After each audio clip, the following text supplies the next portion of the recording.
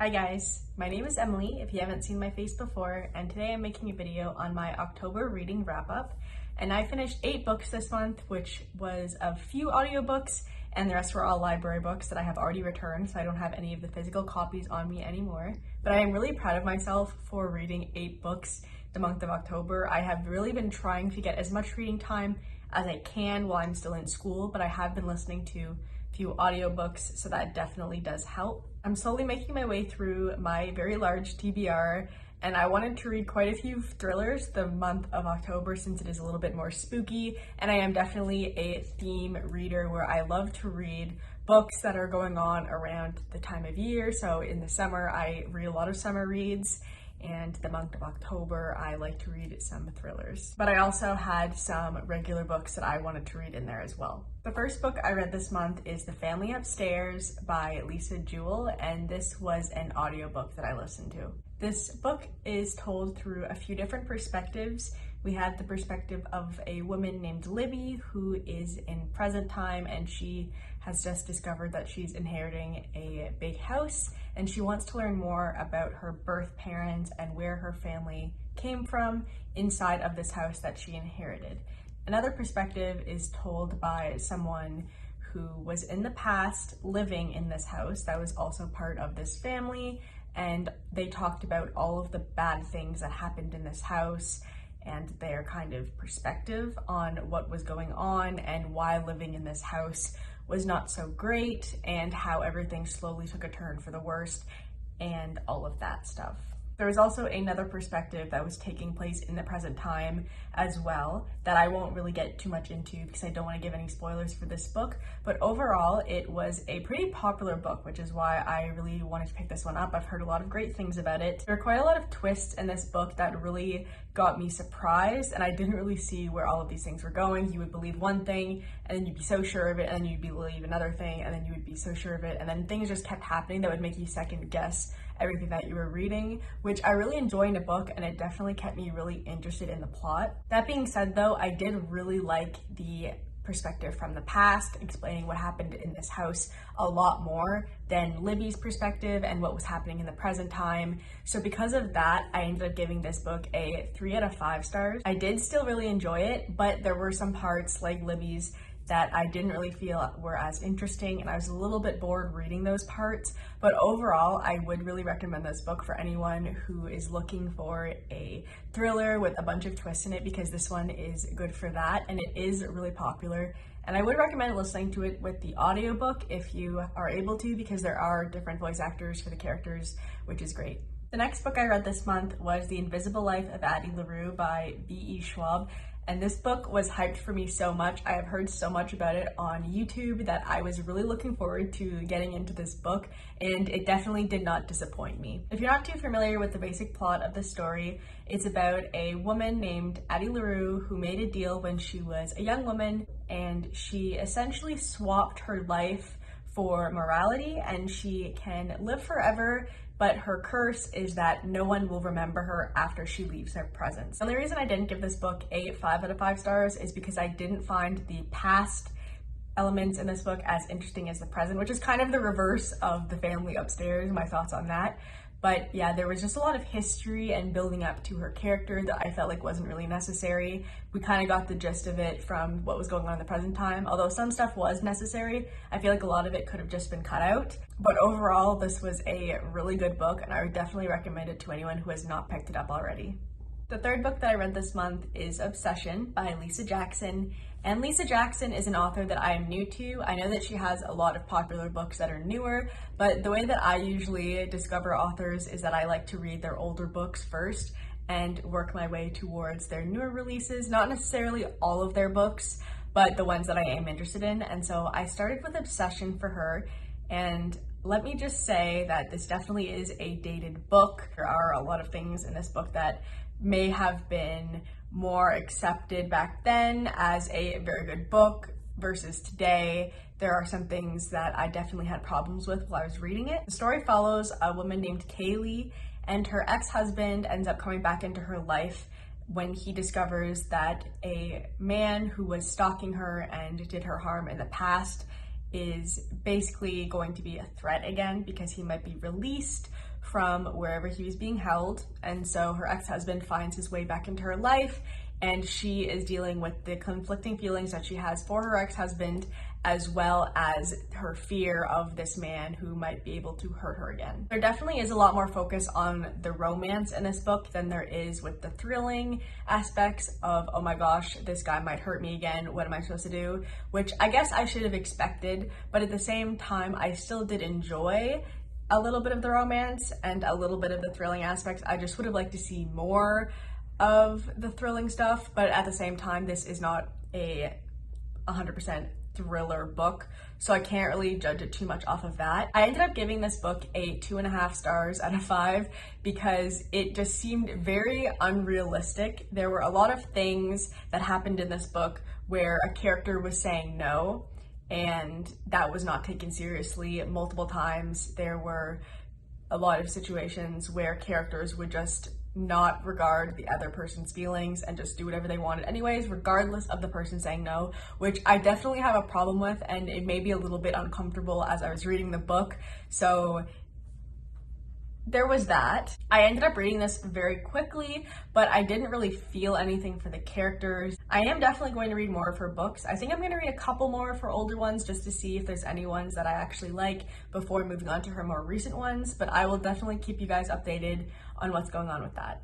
The next 2 books that I read this month are part of the It Girl series, and if you are new to my reading wrap-ups, I have been working my way through the It Girl series for the past couple months, and I am slowly closing in on the end of the series. This month I read the 8th and the 9th book, and there is 10 books in the series. So I'm almost done, and I'm a little bit sad that I'm almost done because I am really enjoying it.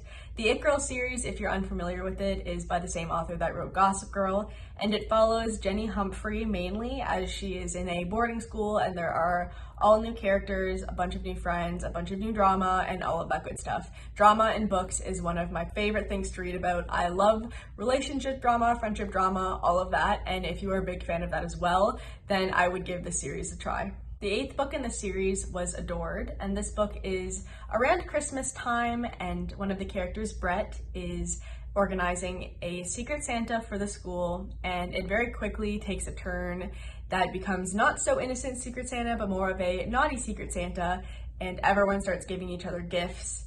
And there's a lot of drama that goes on with that. There is also someone who is newly single who ends up taking an interest in someone else who is already in a involvement, I will say, with another character. So there's a lot of stuff going on with relationships here, which is always nice. I ended up giving this book a 3.5 out of 5 stars. I feel like holiday books in series aren't always the best because there is a lot of plot that is literally just about the holidays. So I feel like that kind of knocked off some points for me. There was not as much plot as there was in some other books, so that's why I gave this a little bit of a lower score, but I still did enjoy the relationship banter and the drama between the characters, so overall this was still a decent book in the series. The 9th book in the series is Devious, and this book follows all the same characters as well as 2 new ones because there's a brother and a sister who are joining the school, and they are new and they are gorgeous, so everyone is very intrigued with them and wants to know what's going to happen with them. Every single relationship in this book has issues going on. There's a lot of conflict in all of the characters' lives in this book. So this one is drama-packed, which I loved. So I gave this a 4 out of 5 stars. And it did leave a little bit of an opening for the final book to see where this will go. And I am so bittersweet about it. I don't want the series to end, but at the same time, I'm very excited to finish it. And I'm hoping to start the Pretty Little Liars book series not too long after that. I'm still finishing the show, and I wanted to make sure I finish the show before I read the books because I don't want to confuse the 2 things. So look forward to that. I know I'm a little bit late in the game. I have read the first couple books in this series many, many years ago, but I am going to be restarting it just to refresh my memory on everything that's happening. So in the next few months, I will definitely be starting that series. The next book that I read this month was The Silent Patient by MICHAELIDES. And oh my goodness, I loved this book so much. This book follows a woman named Alicia who was a pretty popular artist. She was a painter, and she was discovered with her husband dead, and it was assumed that she obviously murdered him. and after being taken into custody and everything, she refused to talk. She never spoke after that, and so she got put into a psychiatric program. And there's another character named Theo who is a psychotherapist who wants to treat Alicia and get to the bottom of her secrets, what happened with the husband, why did she stop talking, and kind of get to the bottom of all of that. And so that's what the basic premises of the story is. I don't want to give any spoilers away, so that's what I'm going to leave it at. But this book was amazing. I listened to it as an audiobook. This is the one book that if you're going to listen to any of my recommendations in this video, it would be this book. This is my favorite book that I've read all year so far. I gave it a 5 out of 5, which I don't give too often, so it really is a good book in my opinion. And if you haven't picked this one up, you need to. I really liked listening to it as an audiobook because you could really hear the feeling that the characters were experiencing, and I didn't see the twist coming, which is always great. I feel like if you can see the twist coming, it makes a thriller less enjoyable. So this one definitely did not do that. It threw me for a loop. I didn't expect it, and it was just very, very satisfying for me. There weren't any parts of this book that I found boring or anything like that. I was actually engaged with the characters the whole time. I was attached to the characters, and it was just so good. The 7th book I read this month was Safe in My Arms by Sara Shepard. And Sara Shepard is an author that I've also been working my way through all of her books. This was the last book that I had to read until I finished all of her books except the Pretty Little Liars series. This book follows 3 different women who have enrolled their children in a private preschool, which is kind of a high-end thing. It's kind of expensive to get your kid in here, so all of the parents are a little bit prestigious. So we have Andrea, who is a woman that is very scared of a secret coming out that she has. She doesn't want her family to know about, and she doesn't want the other parents at the school to find out. We have Lauren, who is dealing with some postpartum issues, and she is worried that she can't trust herself. And we also have Ronnie, who is very scared for herself and her daughter, and she is afraid that a man is going to come back into her life that could potentially ruin everything. And so these 3 women each have their own individual issues going on, and they join up, they become friends because they meet up at this preschool, and everything is a little bit awkward for them. They all feel like they don't really fit in, and things kind of take a turn when they all start receiving notes in their kids' book bags that make them feel very much unwanted. I didn't really feel any attachment to the characters in this book, which I'm sad about because I really wanted to. I was surprised by the things that were happening, but I did feel like some of the twists kind of came out of nowhere, and there wasn't a whole lot of lead up. It was just more so just here's a reveal and take with this what you will.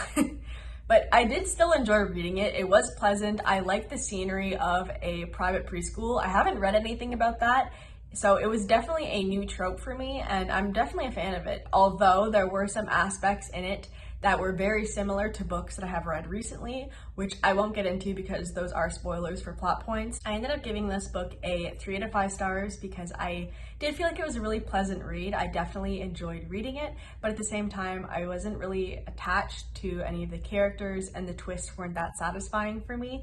But overall, that is just my opinion. I have heard a lot of people really enjoyed the book, so if you are looking for a thrilling book with a little bit of mystery as well as some drama, then I would recommend you pick this one up. The last book I read this month was an audiobook, and Then There Were None by Agatha Christie. And this is another book that was so hyped up for me, and I really had high expectations going in.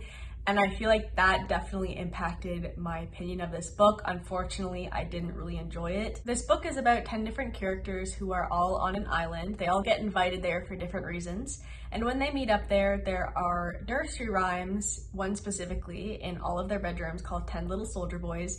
And in this nursery rhyme, it goes 10 little soldier boys doing something, and then something happened to one of them, and then there were 9. 9 little soldier boys did this, this, and this, and then there were 8. And the nursery rhyme keeps counting down as the different soldier boys end up dying in some way. So the characters end up dying in this book one by one, and the deaths are very reminiscent of this nursery rhyme that is in all of their bedrooms. And there are also 10 figurines that end up going missing as each of these people die. So if there's 9 people left, there's 9 figurines, and as soon as one of them dies, now there's 8. So there's kind of a countdown going on, and all of the characters are trying to figure out who is the person who is causing this. Is it one of them? Is there someone else on this island they don't know about? And so it definitely is a mystery. In my opinion, the ending was very predictable. It was really obvious to me what was going to happen, so I wasn't surprised by that. There were also so many characters to keep track of, and they each had their own backstory, so I was trying to remember which character was what, as well as who do I think is responsible for this, who is dead, who is alive. And so for me, it was a little bit difficult to keep track of who was who, which really impacted my opinion of this book. And then there was also the fact that I saw the ending coming, and once it was revealed, it wasn't in a satisfying way. So that really impacted my opinion of this book as well. So I ended up giving this a 2 out of 5 stars. But that being said, I know this is a very popular book and a lot of people love it. So just because that is my opinion doesn't mean that you wouldn't like it. This one is definitely a good one to pick up if you are looking for a new one to try. Alright guys, so that wraps up my reading wrap up for the month of October. If you want to check out my other reading wrap-ups, I have a playlist and I will link that above for you guys. I want to thank you so much for watching this video, and if you want to, you can go ahead and leave a like, a comment, or subscribe if you want, and I will see you next time. Thanks guys. Bye. God bless.